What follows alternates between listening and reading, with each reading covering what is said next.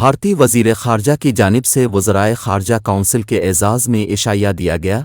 इस मौके पर पाक भारत वज़राए ख़ारजा के दरमियान मुसाफ़हा हुआ। ज़राए के मुताबिक वज़ीर ख़ारजा बिलावल भुट्टो ज़रदारी इशाइये में सबसे आखिर में पहुँचे।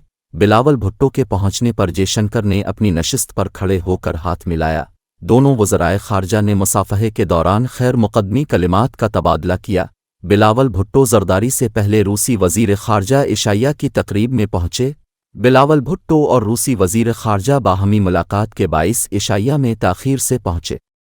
वज़ीर ख़ारजा बिलावल भुट्टो ज़रदारी शंघाई ताउन तंज़ीम की सालाना कॉन्फ्रेंस में शिरकत के लिए भारत के साहिली शहर गवा में है, जहाँ कुछ देर पहले इनकी अपने रूसी हम मनसब से मुलाकात हुई।